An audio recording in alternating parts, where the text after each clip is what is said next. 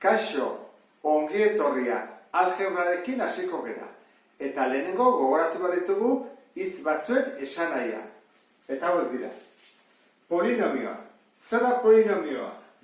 P isa gai izeneko monomioen batuketak eta kenketak osatzen dute. Orduan, gaiak behar ditugu. Zentzu dira gaiak? Adibidez hau da, P isa polinomioa.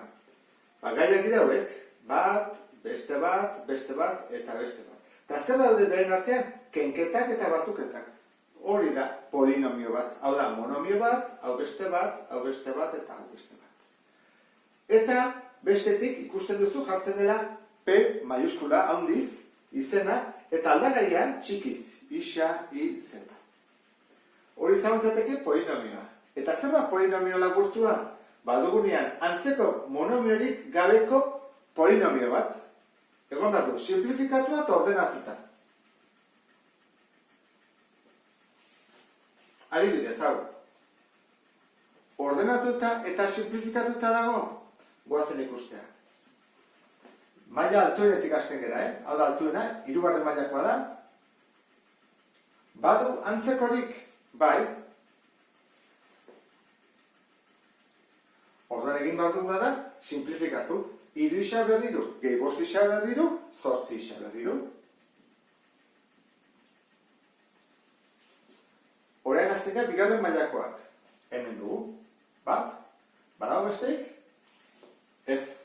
Orduan izango zetke, ken, 2 isa berdi, eta azkena hau betzitzegu bakarrik, ken isa. Orduan, hau bai da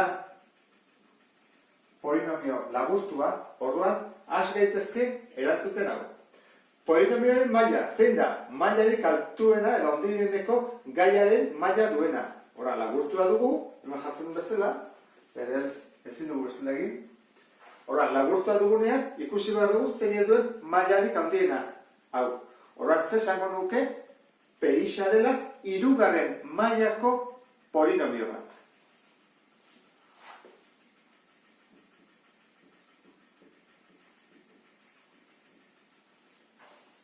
Adibidez, beste ekuazionetan, Q isa ordenatuko genuke, ezta? Horra, jarriko dugu handiena, hau da, lehenengo idatziko duguna, 3 isa berlau, gero hau dator, gehi isa berdi, eta azkena gehi sei. Hemen ordenatu besteik ez du egin. Zein da polinomionen maila? 4. mailakoa da. Okarko nuke, hau da? 4. maila.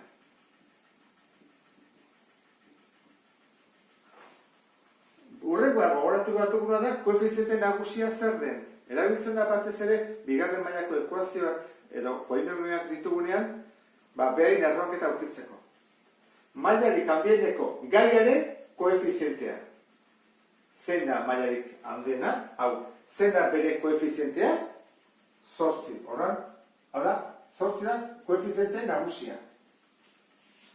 Hemen, zein da mailarik altuena duena? Monomio hau. Zein da bere koefizientea? 3 edo 3 erdi. Hora, koefiziente nagusia. Urrengoa, gai askea. Gai askea izaten da letrasko zatirik gabeko monomioa. Orduan, beti laburtu dagoenean, Hastik hemen begiratzen, dena dute isa, da dute letra. Orduan, horrek esan edu, hemen ez dagoela gai askea duen monomiorik. Eta hemen bai, 6 hau. Honek ez du izkirik, ez du letrarik. Orduan, gai askea da 6. 2 haueko hemengoa dira eta 3 hauek hemengoak. Gogoratu behar dugun azkena zenbakizko balioa. Hori zer da? Gu bade badugu polinomio bat eta isaren ordez a jartzen badugu, ateatzen den zenbakia. Adibide bat jarriko dut. Pentsa ezagun dugula polinomio hau. P isa berdin 8 isa berdiru, ken 2 isa berdin, ken isa. Eta kalkulatu nahi dugu zenbakizko balioa, baina isaren ordez jartzen dugunean adibidez 2. zer egin behar dugu? Isak kendu eta bere ordez jarri beti bi. Horrela izango litzake. Bi, isak kendu dut eta bi jarri dut.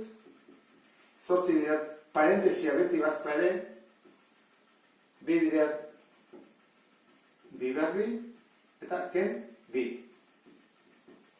Lehenengo zer egiten dira berreketak, ezta? Horan, 2 bider 8. Horan da, 8 bider 8 ken 2 bider 2 behar bi 4 ken 2. 8 bider 8 64. Hau da, 8 eta da 2. 64 ken 8 ken 2 da, 64 ken 10 bezala, beraz 54. Hora esango nuke, bere balioa, isak bidenean, balio zenbakizkoa 54 dela. Honekin amaitzen dut errepaso azkar hau. Interesgarria izango litzake hemen agertzen diren hitz hauek eta geroago atako diren hitzak eta prozedurak horri batean jartzea eskema moduan, era hortara izango duzu gai hontan azaltzen diren gauza guztien laburpen bat. Asko ikasi behar delako, interesgarria da horri batean dena sartzea. Hola amaitzen dut, ulertu duzulakoa beste bat arte. Agur!